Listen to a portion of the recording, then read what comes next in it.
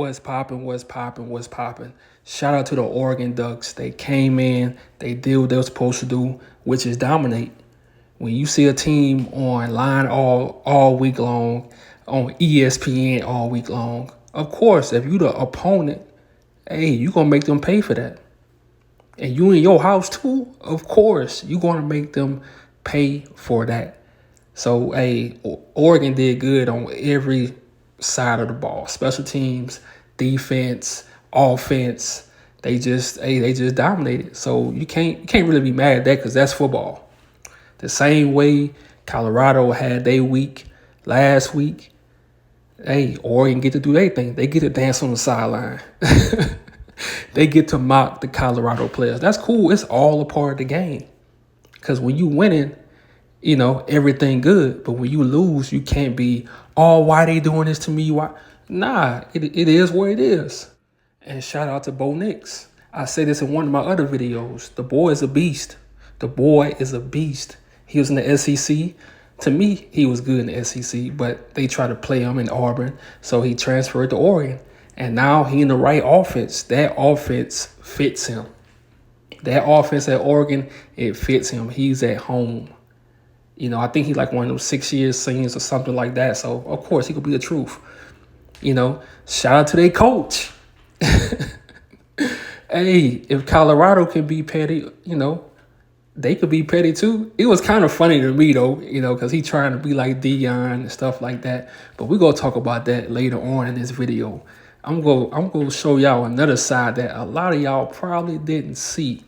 But this was a funny speech that he gave. I think it was at the beginning of the game, saying they in it for clicks, we in it for wins, and they Hollywood and stuff like that. But we go talk about that. This coach, I'm telling you, bro, them Pac-10 coaches, they act like they won like 6, 7 championships. Come on, bro. No one knows you, but it's cool. Even going to halftime, he was still talking. So you gotta watch people like this. They claim to show you respect, but they still talking noise. You gotta watch out for people like that. That's when I say, oh, he trying to have his moment. He trying to have his moment. But it's football. It's all fair. This is what the media loves. So all week long, you go hear about how horrible Colorado is. Just after all that praise, that's what the media gonna do. That's what the media does. After all that praise, now they go hop on the Oregon bandwagon. Shedeur Sanders, he didn't have a great game. Offensive line didn't block, but that's okay because they got USC coming in next week, but they'll be at home. And I'm going to be honest. USC defense is horrible, but their offense is pretty good. But it's going to be a shootout. I'm still picking Colorado to win at home because I think at home it's going to be a different atmosphere and they going to be up-tempo. I think Oregon fans, all them different colors, just that shit threw them off. I ain't going to lie. And then I think they wasn't used to all that. Well, I don't know, because the TCU game, they had a lot of hate. But this one, I think they gonna hate them every game, man. But let's get right into it. This coach, he was the one who started it. Remember what he said about Deion and about his mom and stuff like that? So everybody trying to make it seem like Deion was the first one to throw a punch. Deion, he reacts to stuff that they say about his team. He only reacts. But I'm telling you how the media, especially when you black, how they try to set you up for the okie doke. Like he the villain now. But I was only replying to what this man said. But I'm the villain. Man, I'm telling you. See, a lot of people don't know. A lot of people don't know this. When Deion went to the SWAC, and I know Power 5 is not the SWAC, but when Deion went to the SWAC his first year, COVID hit. So he couldn't get the recruits that he wanted to get. What he wanted to do, he couldn't do because COVID messed up everything. So his first year, he was losing. I think his first year he lost like 6 games. First year he lost 6 games because he couldn't get the recruits he wanted to get. And he understood it. And if you go back and watch, he had a whole plan. The whole time he had a plan. Just like tonight, after the game, Deion said, "Get me now because this the worst we're gonna be." He told the media, "Y'all better get me now because this the worst we're gonna be." So I'm saying that to say this: the dude went to the SWAC, lost 6 games, first year. Second and third year, he went undefeated. He only lost in 2022 in a championship game. But when he started getting his recruits, wasn't no more laughing. See, the first year, everybody was laughing at him. Everybody was running up the score on him. Second and third year, wasn't none of that. He was running up the score. They were celebrating. So it's the same thing here. First year, yeah, you're going to have some hiccups against the bigger schools. You're going to have some hiccups. But you know what those recruits see? Those recruits, those players that's in the transfer portal, you know what they see? Oh, okay, I can come in and start. I can start at Colorado. They need some help. Then I can come there. I can be myself. I don't have to sit behind nobody. I don't have to act like this, I can really be myself. I can have fun. I can, I'm telling you, those recruits see that they can come in and start. That's what happened at Jackson State. I'm telling you, his first year, lost 5 games. Lost 5 games. Then after that, just dominated. They was running up the score on everybody. This was going to happen in the Power 5. The same thing is going to happen. This way here is that test run. This going to be a hell of a test run. But people don't see it yet. They think because you lose 1 game, like the season is over. Bro, this is football. You know how many schools won a championship with a 1 loss or two L's in college football? Like, it's possible.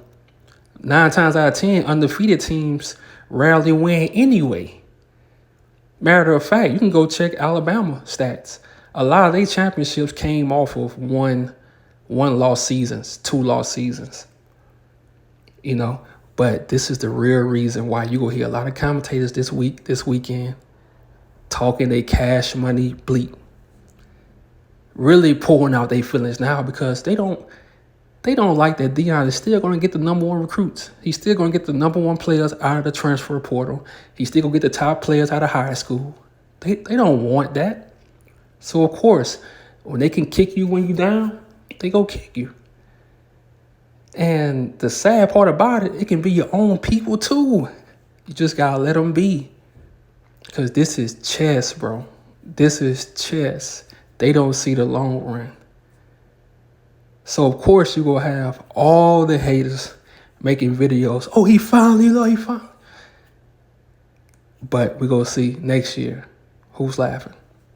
That's why I always say, man, in life, when people laughing at you, cracking jokes, hey, laugh now, cry later. When you always want to give up, bro, you got to really think about your haters. Because they would love for you to just give up, go home. They'll love for you to give up and quit. Jason Whitlock. This dude hated on every black athlete. You can barely, man, you probably will never find him saying anything about a white athlete.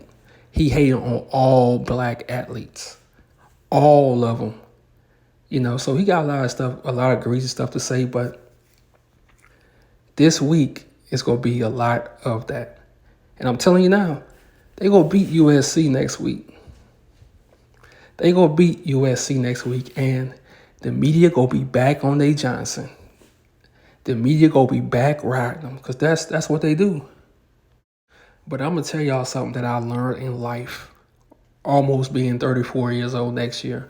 But I'm going to tell y'all something that I learned in life. In life, you really don't want a lot of hand claps. You really don't want to need it. You don't want to need that.